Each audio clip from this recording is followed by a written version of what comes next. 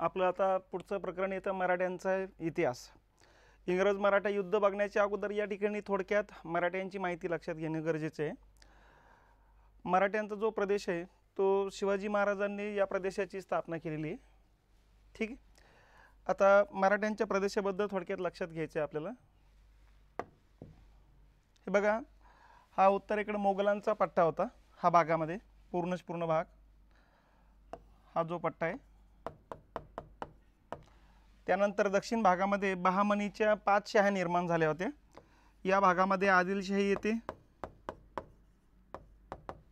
अहमदनगरला निजामशाही येत असते, वराडला इमादशाही, गोळकोंडेला कुतुबशाही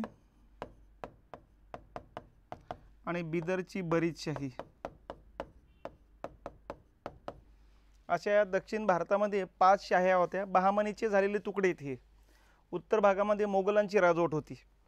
यामध्ये अशा प्रकारची स्थिती असताना या ठिकाणी एक लक्षात घेतलं पाहिजे की आदिलशाहीमध्येच या ठिकाणी सरदार म्हणून काम करणारे शहाजी राजे जे होते, या शहाजी राजांना त्यांच्या कार्यामुळे आदिलशहांना पुणे सुपेच्या भागामध्ये जहागीरदारी दिली होती आणि ही जहागीरदारी सांभाळण्याचं काम पुढच्या कालखंडात शिवाजी महाराज आणि जिजामाता यांनी केलेले आहे।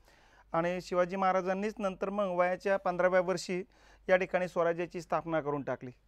तर अशा पद्धतीनं आदिलशाहीच्याच भागामध्ये या ठिकाणी मराठ्यांच्या राजवटीची सुरुवात होते आणि छत्रपती शिवाजी महाराजांनी या पट्ट्यामध्ये पुणे सुपे भागापासून स्वराज्याची स्थापना केलेली। त्याच्यानंतर तोरणा वगैरे इथून त्यांच्या साम्राज्य विस्ताराला सुरुवात होतो।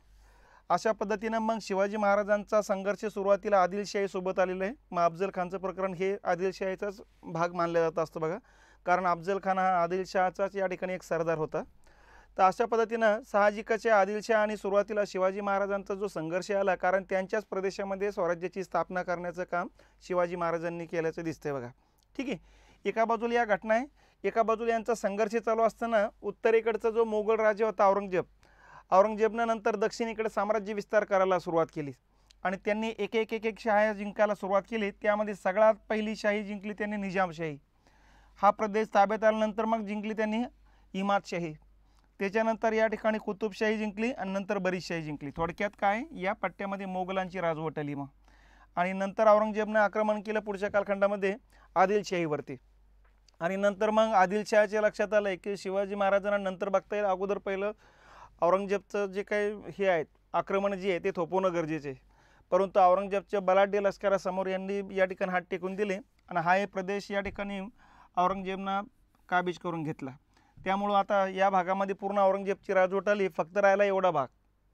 मग आता पुढचा जो संघर्ष होता औरंगजेबचा या ठिकाणी शिवाजी महाराजांसोबत झाला आणि शिवाजी महाराजांच्या मृत्यूनंतर 1680ला शिवाजी महाराजांचा मृत्यू झालेला आहे। त्यांच्या मृत्यूनंतर या ठिकाणी मग छत्रपती संभाजी महाराज आलेले बघा। मग संभाजी महाराज आणि औरंगजेबचा संघर्ष झालेला आहे। यामध्ये संभाजी महाराज पकडले गेले होते, त्यांची गरोदर असलेली पत्नी पण पकडली गेलेली होती। याच ठिकाणी एक लक्षात घेतलं पाहिजे की संभाजी महाराजांना मारल्यानंतर मग या ठिकाणी पदावर राजाराम आलेले। मग राजारामना या ठिकाणी कधी किल्ले एखादा ताब्यात घ्यायचा, कधी सोडून द्यायचा, अशा प्रकारचं पळापळीचं सगळं वातावरण या ठिकाणी राहिलेले बघा। कारण बलाढ्य असलेल्या औरंगजेबसोबत टक्कर घेणे इतकं सोपं काम नव्हतं, कारण या 5 बलाढ्य असलेल्या शाह्या जर नेस्तनाबूत होत असेल तर छोटं असलं मराठ्यांचं राजवट या ठिकाणी नेमकेच या ठिकाणी कोंब आलेले पिकासारखा कार्यक्रम होता। त्यामुळे साहजिकच मराठ्यांना स्वतःचा संघर्ष चालू झाला होता। यामध्ये मग अशा प्रकारचा संघर्ष चालू असताना 1700ला राजारामचा मृत्यू झालेला आहे। म्हणजे या ठिकाणी जे काही पदावरती व्यक्ती येऊन गेलेत, ह्या असे त्यांचे पद आणि त्यांचा कार्यकाल लक्षात घेतला पाहिजे। शिवाजी महाराज, नंतर संभाजी, नंतर राजाराम। 1700ला राजारामचा मृत्यू झालेला आहे। राजारामच्या मृत्यूनंतर मग राणी ताराबाई या ठिकाणी आलेल्या आहेत, राजारामची पत्नी आहे। राणी ताराबाईनं संघर्ष चालू ठेवलेला आहे आणि याच कालखंडामध्ये या ठिकाणी औरंगजेबचं ही थोडं मन कलुषित झालं, कारण दक्षिण भारतामध्ये 5ही शाह्या जिंकण्याकरता 4-5 वर्षे लागले आणि मराठ्यांचा छोटा प्रदेश जिंकण्याकरता 25 वर्षे लागली, तरी मराठ्यांचा प्रदेश ताब्यात येत नव्हता। त्यामुळे साहजिकच औरंगजेबनं मराठ्यांचा प्रदेश जिंकणं सोडून दिलं आणि उत्तरेकडे निघालेलं आहे। त्यामुळं उत्तरेकडे जात असताना नगरपर्यंत येतो न येतो औरंगजेबचा मृत्यू झाला आणि त्याच्या इच्छेनुसार खुलताबादला त्याचा जो काही संत गुरु होता, सुफी संत, यांच्या समाधीच्या बाजूला त्याची कबर खोदण्यात आलेली बघा। तर अशा पद्धतीनं या ठिकाणी बलाढ्य असलेला मोगलांचा राजाचा ज्यावेळेस शेवट होतो त्याच्यानंतर मग मराठ्यांना हळूहळू ताकद वाढायला सुरुवात होते. कारण मराठ्यांच्या लक्षात आलं आहे की आपण औरंगजेबला जर घाबरत नसेल तर साहजिकच बाकीच्या राज्याला काही इथं घाबरण्याची गरज नाही. मग औरंगजेबच्या मृत्यूनंतर दिल्लीच्या राजगादीपदी बहादूर शाह आलेला आहे, की आपण अगोदरही बघितलेलं आहे बहादूर शाह प्रथम. आणि बहादूर शाह प्रथमच्याच लक्षात आलं आहे की औरंगजेबला या ठिकाणी मराठे जर बदले नसेल तर आपल्याला काही बनणार नाही. आणि म्हणून संभाजीची जी गरोदर पत्नी या ठिकाणी औरंगजेबकडे होती तिला मुलगा झाला होता, ज्याचं नाव छत्रपती शाहू होतं. ठीक आहे, आपण या ठिकाणी हे दाखवलेले आहे. छत्रपती शाहूची सुटका मग बहादूर शहाने केली. त्यांना असं वाटत होतं की मराठेशाहीमध्ये झगडे लावून दिले की मग त्यांची ताकद तिथंच नेस्तनाबूत होऊन जाईल. आणि अशा प्रकारे छत्रपती शाहू महाराष्ट्रात आले आणि महाराष्ट्रामध्ये मग त्यांनी सांगायला सुरुवात केली की राजगादीचा वारस मी आहे मराठ्यांच्या, कारण मी संभाजीचा मुलगा आहे. तर ताराबाईचं मत होतं की राजगादीचा वारस राजाराम आहे, कारण संभाजीने पकडला गेला आणि त्याच वेळेस संभाजीची राजवट पण गेलेली आहे. त्यानंतर जे काही राजवट स्थापन केली ते राजारामनं केलेली आहे आणि राजारामची पत्नी या नावानं ती राजवट माझ्याकडे, त्यामुळे आता संभाजीची राजवट राहिलेली.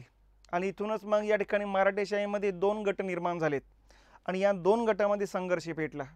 या ठिकाणी काही सुभेदार सरदारांनी छत्रपती शाहूंची बाजू घेतली, काहींनी ताराबाईची बाजू घेतली आणि हा संघर्ष मग महाराष्ट्रात पेटला गेला. बघा, या संघर्षामध्ये छत्रपती शाहूंना सर्वात जास्त जर मदत कोणी केली असेल तर बाळाजी विश्वनाथनं केलेली आहे. ठीक आहे, यांनी सांगितलं होतं की सगळे सुभेदार आपल्या बाजूने घेतो, मला त्यासाठी काहीतरी अधिकार द्या, म्हणून पेशवेपदाचे अधिकार देण्यात आले होते. आणि मग त्यांनी शाहूची बाजू बळकट केली. बघा, शाहू या ठिकाणी औरंगजेबच्या ताब्यात असल्यामुळे साहजिकच त्याचं शिक्षण आणि प्रशिक्षण सगळं बंद होतं. राजकीय शिक्षणही बंद होतं आणि व्यावहारिक शिक्षणही बंद होतं. त्यामुळे त्याला लढायचा अनुभव नाही आणि प्रशासनाचाही अनुभव नाही. त्यामुळे साहजिकच सगळी बाजू त्यांची बाळाजी विश्वनाथनं लावून धरल्याचं दिसते. बघा, आणि यातूनच मग सांगली जिल्ह्यामध्ये वारणा नदीकाठी संघर्ष झाले या दोघां गटांमध्ये, ताराबाई विरुद्ध छत्रपती शाहू. आणि या युद्धामध्ये या ठिकाणी शाहूची बाजू वरचढ ठरली, ताराबाई पराभूत झाली. त्याच्यानंतर ताराबाईसोबत वारणा नदीच्या काठावर एक तह करण्यात आला, ज्याला वारण्याचं तह म्हटलं जातं असतं. बघा, मग या वारण्याच्या तहामध्ये छत्रपती शाहूने ताराबाईची राजवट काही बरखास्त नाही केली. उलट सांगितलं की वारणा नदीच्या ही वारणा नदी असेल तर वारणा नदीच्या दक्षिणेकडं कोल्हापूर राजधानी करून या ठिकाणी ताराबाईकडे देण्यात आली आणि वारणा नदीच्या उत्तरेकडे सातारा राजधानी तयार करून छत्रपती शाहूने स्वतःकडे घेतली. अशा पद्धतीनं मराठ्यांमध्ये 2 प्रदेश निर्माण झाले, कोल्हापूर आणि सातारा. मग आजच्या कालखंडात कोल्हापूरची जी पिढी सध्याची ही राजारामची पुढची पिढी येते आणि साताऱ्यातले जे काही उदयनराजे वगैरे येतात हे संभाजी महाराजांची पुढची पिढी येते. हे 2 भावाच्या 2 राजधान्या 2 राज्य तयार होताना दिसतात. तर अशा पद्धतीनं हा कालखंड येतो. मग आता शाहूची बाजू वरचढ ठरली, शाहूनं साताऱ्याला राजधानी स्थापन केली आणि शाहूनं सगळे सूत्र या ठिकाणी पेशव्यांकडे देऊन टाकले. बाळाजी विश्वनाथनं इमानी इतबारे या ठिकाणी कारभार करताना दिसतो. बघा, मग बाळाजी विश्वनाथचा मृत्यू झाला 1720ला आणि ज्यावेळेस मृत्यू झाला त्याच्यानंतर मग छत्रपती शाहूंना हे घराणे आपल्यासोबत इमानी इतबार राहतं म्हणून त्याचाच मुलगा बाजीराव प्रथमला पेशवेपदाची सूत्र देऊन टाकली. मग अशा पद्धतीने बाजीराव प्रथम 1720ला वयाच्या 20व्या वर्षी पदावर आला. बघा, ज्यावेळेस तो पदावर आला त्याच वेळेस त्याच्या लक्षात आलं होतं की उत्तर भारतामध्ये या ठिकाणी मोगलांची राजवट फक्त नामधारी आहे, त्यामुळे साहजिकच याचा आपण फायदा घेणं गरजेचं आहे आणि आपण जर फायदा नाही घेतला तर दुसरे कोणीतरी फायदा घेणारच आहे. आणि म्हणून त्यांनी तरुण या ठिकाणी सुभेदार सरदार लोकांना सोबत घेतलं आणि उत्तरेकडे साम्राज्य विस्तार करायला सुरुवात केलेली. बघा, मराठ्यांचा जो काही प्रदेश होता हा पट्टा, या पट्ट्यामध्ये या ठिकाणी साम्राज्यामध्ये वाढ करण्याचं काम बाजीराव प्रथमनं केलेले आणि अफगाणिस्तानमध्ये अटक नावाचं गाव आहे, इथपर्यंत साम्राज्य विस्तार होताना दिसतो. हा मराठ्यांचा प्रदेश येतो. बघा, या मराठ्यांच्या प्रदेशामध्ये या ठिकाणी पेशव्यांनी हा साम्राज्य विस्तार केल्याचं दिसते. मग अशा पद्धतीनं या ठिकाणी हा पहिला पेशवा सगळ्यात महत्त्वाचा मानला जातो असतो. 1740ला मग त्याचा मृत्यू झाला. त्याच्या मृत्यूनंतर मग त्याचा मुलगा बाळाजी बाजीराव पदावर आला. 1740 ते 61चा कालखंड आहे. बघा, ठीक आहे. मग बाळाजी बाजीरावनं राजगादी स्थिर स्थावर करण्याचं काम केलेलं होतं आणि वेगवेगळ्या प्रदेशामध्ये सुभेदार नियुक्त करण्याचं काम केलं होतं. मग यामध्ये नागपूरचे भोसले असू द्या, इंदोरचे होळकर असू द्या, ग्वाल्हेरचे शिंदे असू द्या, बडोद्याचे गायकवाड असू द्या, लक्षात अशी या वेगवेगळ्या भागामध्ये हे वेगवेगळे सरदार सुभेदार नियुक्त करून त्या प्रांतामध्ये कायदा आणि सुव्यवस्था राखणे आणि त्या प्रांतातून महसूल जमा करून पुण्याला पाठवणे अशा प्रकारचे कामं करायचे. आणि ते दिल्लीसुद्धा या ठिकाणी मराठ्यांच्या वर्चस्वाखाली होते. फक्त छत्रपती शाहूंनी सांगितलं होतं की मोगलांची राजवट आपल्याला बरखास्त करायची नाही. मग मोगलांना सांगितलं की आम्ही तुमचे समर्थक म्हणून काम करू, तुमच्या संरक्षणाची जिम्मेदारी इथून पुढं आमची आहे आणि या पट्ट्यातून जेवढा महसूल जमा होईल त्यातला काही वाटा आम्ही दिल्लीला पाठवत चालू. तर अशा पद्धतीनं या ठिकाणी मोगलांचे समर्थक म्हणून मराठे समोर आलेत आणि इथून पुढे इमानी इतबारी हा कारभार चालू राहिलेला होता बघा. ठीक आहे. तर या पद्धतीनं या घटना घडामोडी चालू आहे. बाळाजी बाजीरावचा हा कालखंड येतो. परंतु या ठिकाणी बाळाजी बाजीरावची जी काही सीमा आहे पलीकडे अफगाणिस्तानला लागलेली, अफगाणिस्तानमधल्या अटक नावाच्या गावापर्यंत मराठ्यांची राजवट होती. त्यामुळे अफगाणिस्तानला सीमा लागलेली आणि याच कालखंडात अफगाणिस्तानचा जो अहमद शाह अब्दाली होता त्यांचे सीमावादावरून मराठ्यांसोबत संघर्ष पेटला होता बघा. आणि यातच त्याने बलाढ्य लष्करूबरोबर मराठ्यांवरती आक्रमण केलं 1761ला आणि यातून दिल्लीच्या बाजूला असलेल्या पानिपतला या ठिकाणी संघर्ष झालेला आहे. जानेवारी 1761ला याला पानिपतचं तिसरं युद्ध म्हणतात. पानिपत या ठिकाणी अगोदर 2 युद्ध झाले होते. यामध्ये पहिले युद्ध झालं होतं बाबर आणि इब्राहिम लोधीमध्ये 1526च्या कालखंडामध्ये. दुसरं युद्ध झालं होतं 1556ला अकबर आणि हेमू या दोघांमध्ये झालं होतं आणि तिसरं युद्ध हे मराठा आणि अहमद शाह अब्दाली 1761ला यांच्यात झालेले आहे बघा. या युद्धामध्ये मराठे पराभूत झालेले आणि मराठ्यांची जबरदस्त लांडगी तोड केलेली बघा. त्यामुळं आपण बघितलेलं आहे की पानिपत ज्या वेळेस पराभूत झाले मराठी अहमद शाह अब्दालीने दिल्ली लुटलेले म्हणून दिल्लीचं शाह आलम दुसरं इकडं अवधला पळून गेल्याचं दिसतंय बघा. ठीक आहे. मराठे या ठिकाणी पराभूत झाले आणि मराठ्यांचा जो राज्य होता बाळाजी बाजीराव, बाळाजी बाजीरावला 3 अपत्य होते. मोठा होता विश्वासराव, दुसरा होता माधवराव आणि तिसरा होता नारायणराव. यापैकी मोठा जो मुलगा होता विश्वासराव हा सुद्धा लढाईत मारला गेला होता आणि त्याच्याबरोबर त्यांचा जो भाऊ होता तोही त्या लढाईमध्ये मारला गेला होता. तर अशा पद्धतीनं बाळाजी बाजीरावचा तो कालखंड येतो. 1761ला पानिपतमध्ये झालेला संघर्ष आणि मुलाचा झालेल्या मृत्यूच्या धक्क्यानं बाळाजी बाजीरावचा मृत्यू होतोय. त्याच्यानंतर मग 1761ला या ठिकाणी दुसऱ्या क्रमांकाचा जो मुलगा आहे बाळाजी बाजीरावचा माधवराव तो पदावर येतो बघा. 1761 ते 72 अशा 11 वर्षाचा कालखंड आहे. हा कूटनीतीमध्ये माहिर होता. त्याच्यानंतर नियोजन पद्धती अतिशय चांगली होती. असं म्हटलं जातं की बाजीरावनंतर या ठिकाणी नियोजन पद्धतीमध्ये जर माहिर कोण असेल तर माधवराव होते. परंतु माधवरावची तब्येत थोडी गरम थंड राहायची. त्यामुळं साहजिक आजाराने वारंवार या ठिकाणी ते परेशान राहायचे. क्षयरोग झालेला असल्यामुळं साहजिकाची प्रतिकारशक्ती कमी होत गेलेली. परंतु नियोजन पद्धती चांगल्या होत्या. परत दरारा मराठ्यांचा निर्माण करण्याचं काम त्यांनी केलेले. म्हैसूरच्या हैदर अलीनं ताब्यात घेतलेला जो प्रदेश आहे तो जिंकून घेण्याचं काम केलं. उत्तर भारतात ज्या बंडाळ्या निर्माण झाल्या त्या बंडाळे मोडून काढण्याचं काम माधवरावच्या कालखंडात झालेले बघा.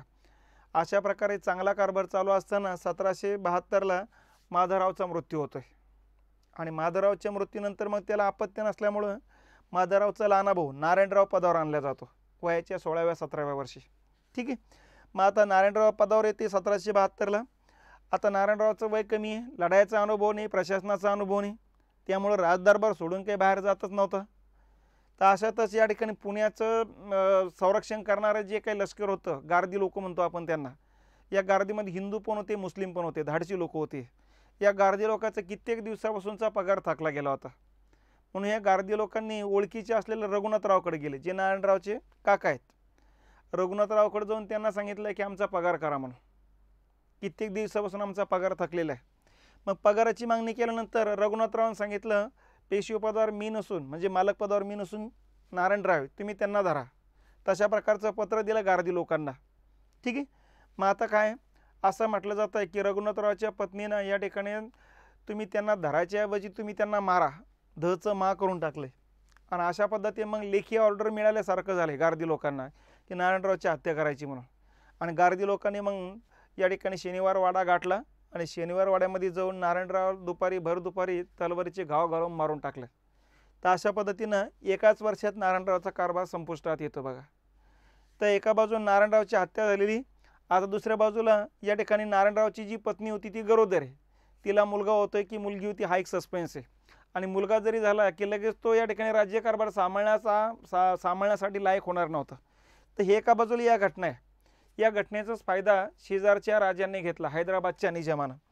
मग आपल्याला माहिती आहे की या भागामध्ये हैदराबादच्या निजामाचा राजवट येते. ठीक आहे. आणि हैदराबादच्या निजामानं मग या ठिकाणी मराठ्यांवरती आक्रमण करत करत करत करत करत नाशिकपर्यंत हा पूर्ण प्रदेश काबीज करून घेतला. मराठ्यांच्या अस्थिरतेचा फायदा हैदराबादच्या निजामाने घेताना दिसतो बघा.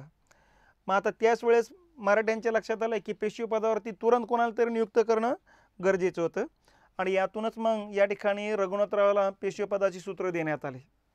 मग पुढं 2 वर्षे जवळपास 73 ते 75चा कालखंड येतो. या 2 वर्षामध्ये रघुनाथराव पेशवे पदावरती होते. मग रघुनाथरावांना पेशवे पदा सूत्र घेतली आणि लगेच त्यांनी या ठिकाणी उत्तरेकडं निजामाचा पाडाव करण्याकरता लष्कर घेऊन गेला. आता रघुनाथराव जो होता त्याला प्रशासनाची आवड होती आणि लढाईचा अनुभव तर जबरदस्त होता. त्यामुळे साहजिकच त्याने त्याच्या कौशल्याचा वापर करून हळूहळू निजामाला बांग खदाडायला सुरुवात केली आणि शेवटी पैठणजवळ शेवगाव नावाचं नगर जिल्ह्यातलं गाव आहे, या ठिकाणी इथपर्यंत त्याला खाली खदोडलं आणि शेवटी निजामानं पराभव मान्य केला. आणि यातूनच रघुनाथराव आणि निजामामध्ये मुंगी शेवगावचा तह होताना दिसतो बघा. या त्यामध्ये काही खंडणी घेतलेली, परंतु हातचं राखूनच त्याच्यावर कारवाई केली होती बघा. हातचं राखून याकरता की पुढे चालून पुण्याच्या राजकारणामध्ये जर आपल्याला मदत लागली तर निजाम आपल्याला मदत करेल, हा त्या पाठीमागचा काय आस होता. आता या ठिकाणी त्यांनाही माहीत होतं की नारायणरावची हत्या कोणी केली याबद्दलचा खटला पुण्यामध्ये चालू झाला होता. रामशास्त्री प्रभूने न्यायाधीश होते बघा.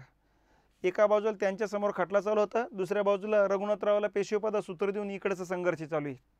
रघुनाथरावला वाटलं होतं युद्ध जिंकलेलं आहे, युद्ध जिंकून आपण पुण्यात गेल्यानंतर लोक नारायणरावची हत्या विसरून जाईल आणि आपल्याला पेशवेपदावरती स्वीकारतील, आणि म्हणून तो या ठिकाणी मुंगी शेगावचा तह झाल्यानंतर पुण्याकडे निघाला. आणि पुण्याकडे निघाल्यानंतर या ठिकाणी नगरपर्यंत येतो न येतो रामशास्त्री प्रभूने निकाल देऊन टाकला होता की नारायणरावची जी हत्या आहे ती हत्या गारदी लोकांनी केली नसून गारदी लोकांना आदेश देणाऱ्या रघुनाथरावने केलेली. त्यामुळे रघुनाथरावला फाशी शिक्षा द्यावी अशा प्रकारचा निर्णय देऊन टाकला. त्यामुळे साहजिकच आहे काही शिपायांना त्याला जाऊन सांगितलं रघुनाथरावाला नगरलाच की तुम्हाला फाशी शिक्षा झालेली म्हणून, त्यामुळे जर तुम्ही पुण्यात आले तुम्हाला फाशी दिल्या जाऊ शकते. आणि याच वेळेस रघुनाथरावच्या लक्षात आलं की पुण्याला जाणं धोकादायक आहे आणि म्हणून रघुनाथराव इकडं सुरतला निघून गेलेत बघा. आता सुरतला म्हणजे इंग्रजांकडे निघून गेलेत. आता इंग्रजांच्या लक्षात आलं आतापर्यंत इंग्रजांनी मराठीशाहीमध्ये हस्तक्षेप केला नव्हता, कारण त्यांना माहिती आहे बलाढ्य राजवट आहे, यांच्याविरुद्ध संघर्ष करणं सोपं नाही. पण मराठ्यांमध्येच एकी होत नसेल तर साहजिकच एकाच गटाची बाजू घ्यायची आणि दुसऱ्याला झोडपून काढायचं, हे नेहमी लक्षात घेतलं पाहिजे. म्हणून त्यांनी या ठिकाणी सुरत गाठलं रघुनाथरावनं आणि इंग्रजांनी लगेच सुरत या ठिकाणी रघुनाथरावसोबत एक करार केला ज्याला सुरतचा तह म्हटलं जात असतं बघा. या तहामध्ये असं ठरलं की इंग्रजांनी पेशवेपद रघुनाथरावला मिळवून देण्याकरता प्रयत्न करायचे, त्यासाठी लष्करी ताकद उभी करायची. त्या लष्कराचा खर्च रघुनाथरावांना भागवायचा दर महिन्याचे 1.5 लाख रुपये. या मोबदल्यात या ठिकाणी कोकणाचा जो काही वसईपर्यंतचा पट्टा आहे हा वसईपर्यंतचा पट्टा रघुनाथरावांनी इंग्रजांना द्यायचा, अशा प्रकारचा हा तह झाला बघा. आणि अशा पद्धतीनं मग इंग्रजांनी रघुनाथरावला स्वतःचं लष्कर पाठीमागे दिले आणि त्याच्यानंतर मग संघर्ष पुढची सुरू झाली बघा. ठीक आहे. एका बाजूला रघुनाथराव जसा सुरतला गेला तसा मराठेशाहीमध्ये खळबळ निर्माण झाली की आता काय करायचं. आणि यातच मग या ठिकाणी नारायणरावची जी पत्नी गरोदर होती तिला अपत्य झालं होतं मुलगा, तिचं नाव सवाई माधवराव करण्यात आलं बघा. ठीक आहे. आपण इथं या ठिकाणी हे सवाई माधवराव टाकलेले आहे, 1775चा कालखंड येतो. तर सवाई माधवराव या ठिकाणी जन्माला आला आणि त्याचं वय छोटं आहे, त्यामुळे साहजिकच कारभार करण्याकरता या ठिकाणी 12 जणांचं एक मंडळ स्थापन करण्यात आलं. यालाच म्हणायचं 12 भाई कारस्थान. ठीक आहे. यामध्ये महादाजी शिंदे असू द्या, नाना फडणवीस असू द्या, होळकर असू द्या, भोसले असू द्या, अशी टोटल हे 12 राजघराण्याची संबंधित सरदार सुभेदार लोकांचा हा गट होता बघा. तर 12 भाई कारस्थान म्हटलं जातं बघा. जसं रघुनाथराव सुरतला गेल्याची खबर या 12 जणांना मिळाली, या 12 जणांनी आपापलं लष्कर पुण्याला घेऊन यायला सुरुवात केली बघा. आणि या 12 जणांचं वेगवेगळ्या सुभेदाराचं लष्कर पुण्याला येत नाही, त्याच वेळेस इंग्रजांनी मराठ्यांवरती आक्रमण केले आणि या आक्रमणातून मग पहिलं इंग्रज मराठा युद्ध सुरू होतं आहे 1775 ते 82. ठीक आहे. मग आता या पहिल्या इंग्रज मराठा युद्धाचं कारण काय, तर रघुनाथरावांना इंग्रजांची मदत घेणे आणि इंग्रजांच्या मदतीनं मराठ्यांवरती आक्रमण करणे, यातून पहिले इंग्रज मराठा युद्ध सुरू होताना दिसतंय. एका वर्षामध्ये या ठिकाणी थोडा झटका बसला होता या ठिकाणी इंग्रजांना, आणि मराठी आणि इंग्रजांसोबत पुरंदरला या ठिकाणी त्यांना कैचीत पकडून करार केला होता. पण हा करार वरच्या इंग्रज अधिकाऱ्यांनी मान्य केला नव्हता बघा. त्याच्यानंतर पुढच्या कालखंडात वडगावला या ठिकाणी परत इंग्रज गोत्यात आले, त्यांनी करार करण्याचा प्रयत्न केला, पण हा एक करारवरती या ठिकाणी जो काही वारण हेस्टिंग होता त्यांनी मान्य केला नव्हता. त्यामुळे संघर्ष चालूच राहिला आणि शेवटी 1782ला या ठिकाणी इंग्रज चारही बाजूंना मराठ्यांकडून वेढला गेलेत. आणि नंतर मग त्यांच्या लक्षात आले आणखीन काही प्रयत्न केले तर आपले इंग्रज लोकांची जीव धोक्यात येण्याची शक्यता आहे. आणि म्हणून 1782ला इंग्रजांनी वरती हात केले, मराठ्यांसमोर शरणागती पत्करले बघा. तर अशा पद्धतीने पहिले जे इंग्रज मराठा युद्ध झाले, या युद्धामध्ये मराठा विजय झालेत, इंग्रज पराभूत झालेत. आणि त्याच्यानंतर मग इंग्रजांसोबत जो तह झाला त्याला म्हणायचं सालबाईचा तह. हाच तह महत्त्वाचा आहे, बाकीचे तह काही फारसे महत्त्वाचे नाही. हा तह रघुनाथरावनं केलेला इंग्रजांसोबत. ठीक आहे, ह्या दोन तहाची अंमलबजावणी झालेलीच नाही बघा. ठीक आहे, तर अशा पद्धतीनं 1782ला सालबाई या ठिकाणी हा तह झालेला आहे. सालबाई नावाचं जे गाव आहे ते ग्वाल्हेरच्या दक्षिणेकडे 23 किलोमीटर अंतरावरती येतं, मध्य प्रदेशमध्ये. आणि तह करण्याकरता या ठिकाणी जर बघितलं तर मराठ्यांच्या वतीनं महादाजी शिंदे गेले होते. आणि महादाजी शिंदेंना टेबलवरती बसताच इंग्रजांना एका शब्दात सांगितलं, तुमचं आमचं शत्रुत्व नाही आहे, आम्हाला फक्त रघुनाथराव पाहिजेत. नंबर 2, आमची तुम्ही घेतलेले प्रदेश आमची आम्हाला परत करा. ठीक आहे, अशा प्रकारचं या ठिकाणी महादाजी शिंदेनं ठणकावलं गेल्यानंतर लगेच इंग्रजांच्या लक्षात आले, अरे यांचा राग आपल्यावर नसून रघुनाथरावावरती. म्हणून त्यांनी लगेच रघुनाथरावला मराठ्यांच्या ताब्यात देऊन टाकले. कारण आता इंग्रजांच्याच राजवटीला धोका आहे. मराठ्यांनी मनात आणला असता इंग्रजांची पूर्ण भारतभरातून हकालपट्टी करण्याची नामी संधी याच कालखंडात होती. परंतु या कालखंडामध्ये या ठिकाणी इंग्रजांसोबत मराठ्यांना हे लक्षात आलं की जास्त शत्रुता घेण्यात काही अर्थ नाही. आणि म्हणून त्यांना एक झपका देऊन टाकला आणि फिरून मराठ्यांच्या विरोधात इंग्रज जाणार नाहीची काळजी घेण्याचं काम या ठिकाणी चालू होतं बघा. म्हणून या ठिकाणी इंग्रजांची राजवट जर कोणी वाचवली असेल तर महादाजी शिंदेंनी वाचवली. आणि दुसऱ्यांदा इंग्रजांची राजवट शिंदे घराण्यानेच वाटवली 1857च्या उठावाच्या वेळेस. कारण त्यावेळेस 1857च्या उठावाला या ठिकाणी इंग्रजांना जी मदत केली शिंदे घराण्यानेच केलेली. या दोन ठिकाणी इंग्रजांची राजवट वाचवण्याचे काम शिंदे घराण्याने केलेले. म्हणून इंग्रजांनी सुद्धा शिंदे घराणे 1947 पर्यंत वाचवण्याचं काम केलेले, ते बरखास्त केल्याचं दिसत नाही. तर अशा पद्धतीनं या ठिकाणी पहिले इंग्रज मराठा युद्ध होतं बघा. मग आता पहिले इंग्रज मराठा युद्धानंतर इंग्रजांच्या लक्षात आले आपली राजवट कस तरी वाचलेली आहे. या ठिकाणी करार करताना त्यांनी मराठ्यांना फक्त विनंती केली होती की रघुनाथरावला मारू नका म्हणून. आणि म्हणून मग महादाजी शिंदेने कबूल केलं की आम्ही त्यांना मारणार नाही. त्याच वेळेस सांगितलं की पुण्यातल्या राजकारणामध्ये यांचा हस्तक्षेप होणं आम्ही मान्य करणार नाही, म्हणून त्यांना आम्ही नजरकैदीत ठेवू. हे इंग्रजांनी मान्य केले आणि नगर जिल्ह्यात कोपरगावला या ठिकाणी रघुनाथरावला नजरकैदीत ठेवलं होतं बघा. ठीक आहे, त्याच कैदेमध्ये असताना दुसरा बाजीराव नावाचा जो पुढचा आता पेशवेपदावर आलेला व्यक्ती जो आहे तो रघुनाथरावला त्या ठिकाणी जन्माला आलेला आहे. तर अशा पद्धतीनं हे पहिला संघर्ष आहे. पहिल्या संघर्षानंतर इंग्रजांच्या लक्षात आले मराठी अजून बलाढ्य, इथं हस्तक्षेप करणं म्हणजे आपल्या राजवटीला धोका करून घेण्याचा प्रकार आहे. आणि म्हणून इथून पुढं इंग्रजांनी मराठीशाहीमध्ये हस्तक्षेप केल्याचं दिसत नाही 20 वर्षापर्यंत. ठीक आहे, 1882 ते जवळपास 1802 1803ला पुढचा संघर्ष सुरू होतो मग. ठीक आहे, मग आता 20 वर्षे या कालखंडात मग मराठीशाहीमध्ये काय राहिलं त्या घटना लक्षात घ्या. मराठीशाहीमध्ये या 20 वर्षामध्ये 12 जणांचा कारभार होता. या 12 जणांचा कारभार 1796 पर्यंत चालला. त्याच्यानंतर या ठिकाणी 1795ला 12 जणांचा कारभार काढण्यात आला. कारण आता सवय माधवराव मोठा झाला, त्याचं लग्न लावण्यात आलं, त्याच्याकडे कारभार देण्यात आला. आता 1च वर्ष त्यांनी कारभार बघितला आणि 1 वर्षानंतर कुठला तरी आजाराने त्याचा मृत्यू झाला. आता त्याच्या मृत्यूनंतर त्याला अपत्य अजून जन्माला आलेलंच नव्हतं. म्हणून आता राजगादीचा वारस कोण, म्हणून रघुनाथरावला नगरला आपलं कोपरगावला नजरकैदीत असताना जो मुलगा झाला होता बाजीराव दुसरा, तर याला दत्तक घेतला आता नारायणरावच्या आईना.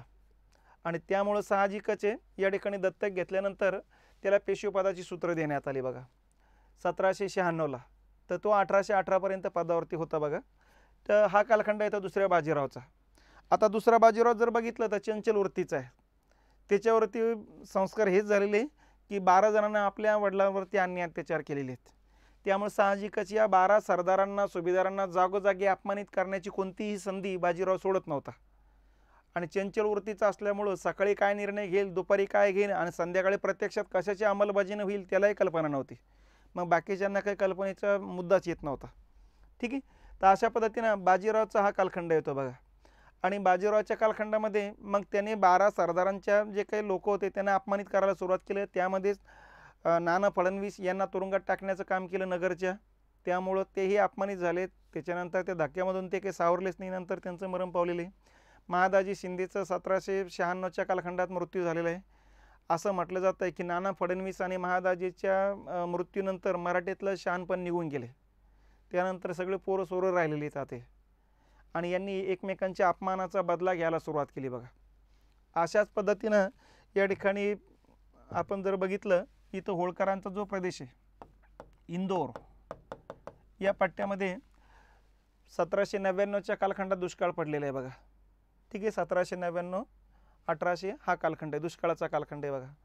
आणि दुष्काळ पडलेला असल्यामुळं साहजिकच आहे त्या ठिकाणी काही महसूल जमा नाही केला। इथला प्रमुख राजे म्हणजे यशवंतराव होळकर, ठीक आहे, काही पुस्तकांनी जसवंतराव होळकर दाखवलेले। तर अशा पद्धतीनं त्याने काही महसूल जमा नाही केला, उलट लोकांना मदती करता स्वतःच्या तिजोऱ्या खुल्या करून टाकल्यात। आता यांचं काम काय होतं, महसूल जमा करणे, कायद्याने सुव्यवस्था राखणे, जमा झालेला महसूल जेवढा प्रशासनासाठी लागतो तेवढा स्वतःकडे ठेवणे, बाकीचे पुण्याला पाठवायचं, लक्षात। पण मग दुष्काळ पडलेला असल्यामुळं महसूल काही पुण्याला पाठवता नाही आला, म्हणून यशवंतराव होळकरना लहाना भाऊ जो होता विठोजी होळकर याला पुण्याला पाठवलं हे सांगण्याकरता की आमच्या भागात दुष्काळ आहे, त्यामुळे लोकांना मदत करण्यासाठीच आम्हाला पैसा लागतो, तुम्हाला इकडे पैसा पाठवू शकत नाही, हे सांगण्याकरता विठोजी होळकर पुण्याला आला। आणि पुण्याला राजदरबारामध्ये ज्यावेळेस त्यांनी या ठिकाणी दुसऱ्या बाजीरावाला इथल्या दुष्काळाची माहिती सांगितली तसा दुसरा बाजीराव भडकला। दुसऱ्या बाजीरावानं राजदरबारामध्ये सैनिकांना आदेश दिला की या ठिकाणी महसूल न आणता आपल्याला दुसऱ्याच खबरा देऊ लागला, म्हणून विठोजी होळकरला पकडण्याची आणि हत्तीच्या पायी खाली तोडून मारून टाकण्याची या ठिकाणी आदेश देऊन टाकला। आणि त्या आदेशाची अंमलबजावणी पुढच्या अर्ध्या घंट्यात झाली। विठोजी होळकर हत्तीच्या पायी खाली तोडून मारून टाकला। आता ही बातमी जाऊन पोहोचली इंदोर प्रांतात, यशवंतराव होळकर भडकला गेला। भडकलेल्या यशवंतराव होळकरना मागचा पुढचा विचार न करता लष्कर जमा केलं आणि डायरेक्ट पुण्यावर आक्रमण केलं। आणि अचानक झालेल्या आक्रमणामुळे या ठिकाणी बेसावध असलेला दुसऱ्या बाजूला काय करावं काही समजेन असं झालेत, कारण त्याचं लष्कर जे पूर्ण साम्राज्यात पसरलेले, पुण्यामध्ये जेवढं लष्कर होतं तेवढ्यानं या ठिकाणी होळकरांचा मुकाबला करणं इतकं सोपं काम नव्हतं। आणि या कालखंडात यशवंतराव होळकरांनी इंग्रजांनाही पराभूत केलेले होतं, त्यामुळे साहजिकच आहे यशवंतराव होळकरला इंग्रज घाबरत असेल तर आपण तर काहीच नाही। तर या पोटीतून या ठिकाणी मग दुसऱ्या बाजीराव अचानक झालेल्या आक्रमणामुळे जीव वाचवण्याकरता या ठिकाणी सुरतला आपलं इंग्रजांकडे पळून गेला। इंग्रजांची या कालखंडात वसाहत होती वसईला, ठीक आहे।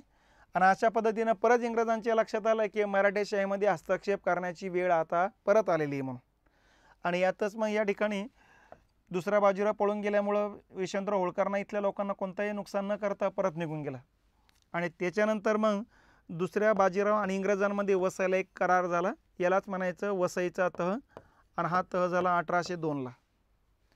आता 1802चा कालखंड आपल्याला सरळ आठवत असेल, लॉर्ड वेलेस्लीचा कालखंड आहे। वेलेस्लीनं तैनाती फौज पद्धत आणलेली आहे। सुरुवातीला तैनाती फौज कोणी स्वीकारत नव्हते, हैदराबादच्या निजामान पहिल्यांदा स्वीकारणारा राजा होता 1798ला। नंतर 1799ला मग टिपू सुलतान मारला गेल्यानंतर उर्वरित म्हैसूरना स्वीकारलं, कर्नाटकना स्वीकारले, लक्षात। मग मराठ्यांना तर बळजबरी करता येत नव्हती कारण ही बलाढ्य होती। पण आता वेलेस्लीच्या लक्षात आलं आहे की या ठिकाणी संधी आहे की यांच्या गळ्यामध्ये तैनाती फौज गुंतवून द्यायची, म्हणून दुसऱ्या बाजीरावाला सांगितलं तुमच्या संरक्षणाची जिम्मेदारी आम्ही घेतो, तुम्ही फक्त आमची तैनाती फौज स्वीकारा। आणि अशा पद्धतीनं वसई या ठिकाणी 1802ला दुसऱ्या बाजीरावांना इंग्रजांसोबत तैनाती फौज स्वीकारण्याचा करार केला। मग हा करार झाला आणि या करारानुसार मग स्वतःचं लष्कर त्यांनी बरखास्त केलं आणि इंग्रजांचं लष्कर भाड्यानं घेऊन या ठिकाणी तो पुण्याला आला। मग आता पुण्याला कारभार करू लागला। त्याच्या आसपास जे लष्कर होतं ते लष्कर त्याचं नव्हतं, इंग्रजांचं होतं। इंग्रजांना ठराविक एक प्रदेश तोडून दिलं होतं, त्यामुळे आता लष्कराचा पगार करण्याची गरज राहिली नव्हती। परंतु 6-7 महिन्यातच त्याच्या लक्षात आलं की हे लष्कर आपले आदेश पाळत नाही, कारण आता ते इंग्रजांचं लष्कर असल्यामुळे इंग्रजांचे आदेश पाळणार होते।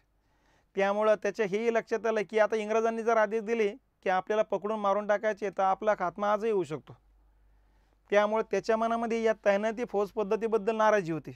कसंही करून त्याला हे जुगार जे होते ते फेकून द्यायचे होते, सगळं अंगावरचं फेकून द्यायचं होतं, पण मग करायचं तर काय करायचं ते समजत नव्हतं।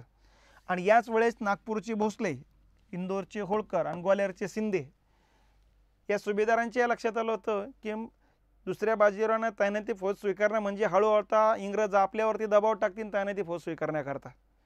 म्हणून यांनी यांच्याकडे हा विषय काढला की तुम्ही ही तैनाती फौज का स्वीकारली. आता त्यांनी सांगितलं माझ्याकडून झाली ती झालं, पण आता याच्यातून मला बाहेर काढा.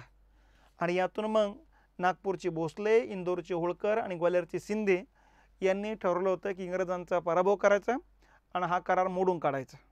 पण त्या अगोदर इंग्रज सावध होऊन गेले होते. इंग्रजांनी उत्तर भारतामध्ये जनरल लेकच्या नेतृत्वाखाली फलटणी स्थापन करून ठेवल्या होत्या आणि दक्षिण भारतामध्ये आर्थर वेलस्लीच्या नेतृत्वाखाली, लॉर्ड वेलस्लीचा लहान भाऊ होता, त्याच्या नेतृत्वाखाली लष्कर उभं करून दिलं होतं बघा. ठीक आहे. आणि ज्या वेळेस यांच्या हालचाली दिसायला लागतील लगेच कारवाई करण्याचे आदेश देऊन टाकले होते. आणि यातून या तिघही राजांचं लष्कर या ठिकाणी एकत्र करण्याची प्रोसेस सुरू जशी झाली तसं इंग्रजांच्या लक्षात आलं एकत्रित आले तर मराठ्यांची ताकद जबरदस्त होते. म्हणून एकत्र येण्याच्या अगोदर त्यांच्यावर आक्रमणाला सुरुवात झाली आणि यातून सुरू होते दुसरे इंग्रज मराठा युद्ध. ठीक आहे. 1803ला सुरुवात होते, 1805 पर्यंत चालते. ठीक आहे. या दुसऱ्या इंग्रज मराठा युद्ध एका ठिकाणी झालेले नाही, ही 6 ठिकाणी होताना दिसते बघा. 6 ठिकाणापैकी पहिलं येतं नगर. ठीक आहे. दुसरं ठिकाणी येते आसाई. आसाई हे जालना जिल्ह्यामधलं गाव येतं असतं. ठीक आहे. तिसरं ठिकाणी येतं असतं गाविलगड, हे येतं अमरावती जिल्ह्यामध्ये. चौथं ठिकाणी येतं असतं बुऱ्हाणपूर, हे येतं मध्य प्रदेशमध्ये. ठीक आहे. नंतर येतं असतं बुंदेलखंड, हे मध्य प्रदेश आणि उत्तर प्रदेशच्या बॉर्डरवरती येतं बघा. आणि नंतर येतं असतं दिल्ली. ठीक आहे. तर अशा पद्धतीनं 6 ठिकाणी इंग्रज आणि मराठ्यांमध्ये लढाया होत्या. यापैकी या ठिकाणी ह्या 3 जे लढाया आहे, या 3 लढायाचं नेतृत्व इंग्रजांचं आर्थर वेलस्लीनं केलेले. बुऱ्हाणपूर, बुंदेलखंड, दिल्लीचं नेतृत्व जनरल लेकनं केलेले आहे बघा. तर अशा पद्धतीनं झालेल्या या संघर्षामध्ये मराठ्यांचं मोठं नुकसान झालं आहे. मराठी पराभूत होताना दिसतात बघा. ठीक आहे. आणि यातूनच मग जिथं जे सरदार पराभूत झाले तिथे त्यांच्यासोबत करार करण्यात आलेत बघा. 1803ला या ठिकाणी इंग्रजांनी शिंदेंसोबत या ठिकाणी तह केला बघा. सुरजी-अंजनगाव तह येतो. सुरजी-अंजनगाव हे तह अमरावती जिल्ह्यात आहे, त्या ठिकाणी तह केलेलं आहे. आणि या तहानुसार शिंदेना तैनाती फौज स्वीकारण्यासाठी मजबूर केलेलं आहे बघा. 1803लाच या ठिकाणी देवगाव नावाचं गाव येतं, या ठिकाणी नागपूरच्या भोसल्यांसोबत तह केला आणि त्यांना ही तैनाती फौज त्यांच्या गळ्यात गुंतून दिलेली आहे बघा. आणि त्याच्यानंतर होळकर शेवटी पराभूत होतात 1805ला. त्यांच्यासोबत राजापूर घाटचा तह होतो बघा आणि यांनाही तैनाती फौज स्वीकारण्यासाठी मजबूर केलं जातं बघा. तर अशा पद्धतीनं दुसऱ्या इंग्रज मराठा युद्धामध्ये मराठी पराभूत होतात आणि इंग्रजांनी मग स्वतःचं वर्चस्व निर्माण करून यांच्या गळ्यामध्ये तैनाती फौज गुंतून टाकतात बघा. मग याचा परिणाम काय होतं, यांच्याकडचं जे लष्कर होतं ते बरखास्त होऊन जातं. आता त्यांच्याकडे इंग्रजांचं लष्कर भाड्याने येतं बघा. त्यामुळे आता नामधारी राजे बनून जातात हे सगळे. मराठ्यांचं दुसऱ्या बाजीरावाचं तैनाती फौजेचं जू बाजूला काढण्याकरता या ठिकाणी हे एकत्र आले आणि त्यातून यांच्या काळात जू लटकले गेलेले. तर अशा पद्धतीने हे दुसरे इंग्रज मराठा युद्ध होतं बघा. आता त्याच्यानंतर या ठिकाणी पुढं 10 ते 12 वर्षे मध्ये शांतता आहे आणि त्याच्यानंतर मग 1813च्या कालखंडात भारताच्या गव्हर्नर जनरलपदी लॉर्ड हेस्टिंग येतो बघा. लॉर्ड हेस्टिंग आक्रमक होता, साम्राज्य विस्तार करणारा या ठिकाणचा गव्हर्नर होता बघा. ज्यावेळेस तो या ठिकाणी भारताचा गव्हर्नर जनरल म्हणून येतो त्यावेळेस त्याने मग कारभार करायला सुरुवात होती बघा. ठीक आहे. याच कालखंडामध्ये होतं काय की मराठ्यांचे जे समर्थक वर्ग आहे सह्याद्री डोंगररांगेमध्ये पेंढारी जमात, हे पेंढारी जमात या ठिकाणी मराठ्यांचा समर्थक राहायचे. कारण मराठ्यांचा जो काही प्रदेश आहे हा सगळा सह्याद्री डोंगररांगेचा प्रदेश होता. त्यामुळे मराठ्यांना राज्य कारभार करण्याकरता पैशाची गरज होती आणि नेमके हा ओसाड पट्टा आहे. त्यामुळं शिवाजी महाराजांना सुरत लुटावं लागली होती कारण प्रशासन चालवण्याकरता पैसा लागत होता.